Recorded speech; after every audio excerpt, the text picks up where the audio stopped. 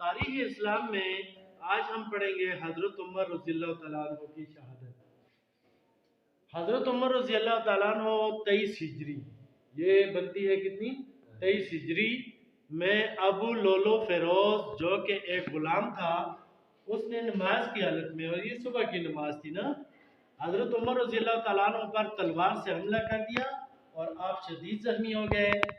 عبد الرحمن بن عوف نے آپ کی جگہ نماز پڑھائی۔ ابو لولو جو تھا مغیرہ بن شعبہ کا غلام تھا، دیکھیں یہ ایرانی تھا، اور یہ ابو لولو جو تھا اس نے ایک دن حضرت عمر رضی اللہ تعالیٰ عنہ کے پاس آیا اور اس نے کہا جی میرا جو مالک ہے، اس وقت غلامی ہوتی تھی، جو علاقے فتح ہوتے تھے ان کے اکثر لوگوں کو غلام بنا دیا جاتا تھا، یہ طریقہ تھا۔ تو اس نے کہا جی کہ یہ مجھ سے پیسے زیادہ لیتا ہے۔ اس نے کہا کتنے لیتے ہیں؟ 2 یا 3 درہم کا کہا روز لے لیتا ہے آپ۔ انہوں نے پوچھا بھائی آپ کام کیا کرتے ہیں؟ اس نے کہا میں نجاری کا کام کرتا ہوں نا۔ اس نے کہا آپ کے پیسے کے لحاظ سے تو ٹھیک ہے، اتنے پیسے آپ دیتے ہیں۔ تو اس بات سے ابو لولو بہت ناراض ہو گیا نا، ناراض ہو کے چلا گیا۔ بعد میں اس نے کیا کیا کہ ایک تلوار لی، اس کو تیز کیا، اور اس صبح سویرے جب حضرت عمر رضی اللہ تعالیٰ عنہ جب نماز پڑھا رہے تھے تو اس نے اس پہ تلوار سے حملہ کیا۔ حضرت عمر رضی اللہ تعالیٰ عنہ شدید زخمی ہو گئے اور اتنے زور سے تلوار ماری کہ جسم کے آر پار ہو گئی۔ حضرت عبد الرحمن بن عوف جو تھے ان کو آگے کیا گیا، انہوں نے باقی نماز مکمل کی، اور ابو لولو فیروز نے اور بھی 5-6 آدمیوں کو زخمی کیا، اور بعد میں اس نے اپنے سینے میں خنجر مار کر خود بھی خودکشی کر لی۔ تو یہ جی ابو لولو حضرت عمر رضی اللہ تعالیٰ عنہ کی شہادت کا واقعہ ہے۔ اور جب حضرت عمر رضی اللہ تعالیٰ عنہ کو پتہ چلا، جب وہ بالکل آخری سانسیں لے رہے تھے، تو انہوں نے پوچھا مجھ پر جس شخص نے حملہ کیا وہ مسلمان ہے؟ تو انہوں نے کہا جی وہ تو ابو لولو ہے، مسلمان نہیں ہے۔ تو اس نے کہا الحمدللہ میری شہادت میں کوئی مسلمان ملوث نہیں ہے۔ تو اس کے بعد زخم بہت گہرے تھے، وہ زیادہ بلیڈنگ ہو گئی، خون بہہ گیا، اور اسلام کے یہ عظیم ترین خلیفہ اس طرح 23 ہجری میں شہید ہو گئے۔ تو یہ بہت ہی عظیم خلیفہ تھے، اور اب اس کی ہم پڑھیں گے سیرت۔ دیکھیں جی حضرت عمر کے لیے اللہ پاک سے نبی کریم صلی اللہ علیہ وسلم نے دعا کی تھی کہ اے اللہ یہ حضرت عمر جو ہے ان سے اسلام کو تقویت دینا۔ تو آپ کے ایمان لانے سے اسلام کو بہت قوت ملی۔ جب آپ ایمان لائے، میں نے واقعہ بیان کیا تھا، تو انہوں نے مسلمانوں سے کہا کہ سر عام آ کر ہم کعبہ میں نماز پڑھیں گے، دیکھتے ہیں کون امیر ہوتا ہے۔ بہت بہادر تھے۔ آپ نے بیڑ بکریاں بھی چرائیں، تجارت بھی کی، لکھنا پڑھنا بھی جانتے تھے، شاعری اور ادب سے بھی لگاؤ تھا۔ آپ نبی کریم صلی اللہ علیہ وسلم اور حضرت ابوبکر صدیق رضی اللہ تعالیٰ عنہ کے مشیر خاص رہے۔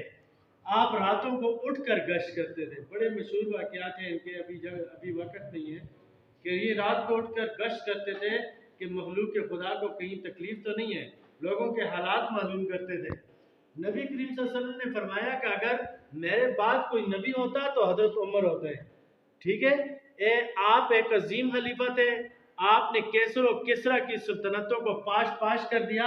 ہم نے جنگوں کے احوال میں پڑھا کہ کس طرح ایران کے اندر ساری ایران پہ مسلمانوں نے فتح حاصل کی، جنگ قادسیہ، اور جنگ قادسیہ کے بعد آگے جلولہ، مدائن اور کیسر و کسرا کے تخت کو حاصل کیا، وہاں سے لے کر افغانستان تک اور یہ مکران تک، یہ سارے کے سارے علاقے میں مسلمانوں نے قبضہ کیا، بلکہ یہاں تک کہ عمر بن عاص افریقہ تک چلے گئے اور وہاں تک فتوحات حاصل کی۔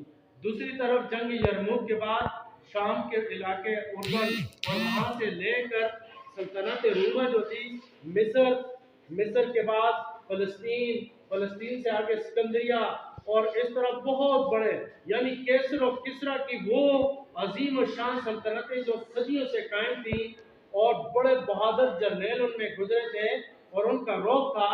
آج کی جس طرح امریکہ سپر پاور ہے، اس وقت کی 2 سپر پاور ہوتی تھی، دونوں کو حضرت عمر رضی اللہ تعالیٰ عنہ کے دور حکومت میں پاش کر دیا گیا۔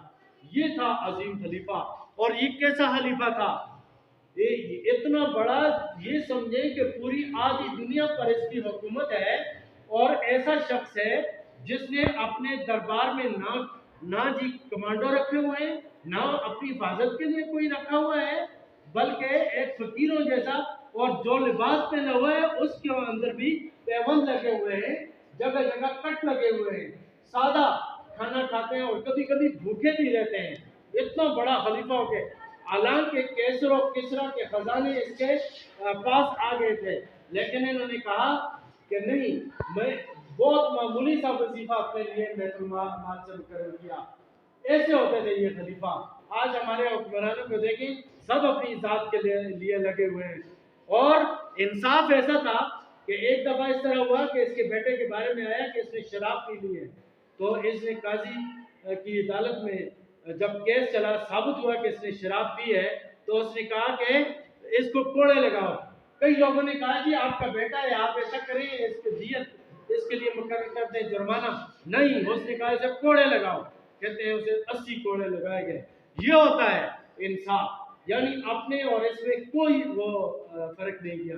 پھر اسی طرح ایک دفعہ ممبر پہ بیٹھے ہوئے ہیں، خطبہ دے رہے ہیں، ایک شخص اٹھتا ہے، کہتا ہے اے عمر، یہ کل جو ہمیں کپڑا ملا تھا اس سے تو سوٹ نہیں بنتا تھا، آپ کا کیسے بن گیا؟ اس نے کہا کہ میرے بیٹے کو بھی اتنا ہی کپڑا ملا تھا، اس سے بھی میں نے لے کے اپنا سوٹ بنا لیا. یہ ہوتا ہے خلیفہ، یعنی لوگ اس پہ تنقید کر سکتے تھے، اس کا جواب دیتا تھا. ٹھیک ہے، اور خوف خدا ان کے دلوں میں ہوتا تھا کہ ہم نے اللہ کے آگے جواب دینا ہے. اور یہ حضرت عمر رضی اللہ تعالیٰ عنہ انتہائی عاجزی کی زندگی گزاری، اپنے اوپر کچھ بھی حرج نہ کیا، اکثر بھوکے بھی رہے، کپڑوں پر پیمند لگے ہوتے تھے، بیت المال سے اپنی ذات کے لیے کچھ نہ لیا.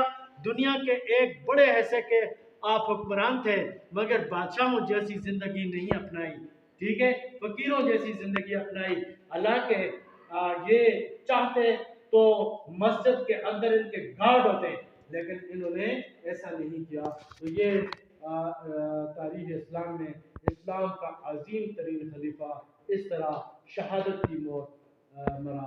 اور اس کے بعد ہم اس کے کارنامے اور انہوں نے سلطنت اسلامیہ میں کیا کیا اصلاحات تھیں، انشاءاللہ نیکسٹ پیریڈ میں آپ کو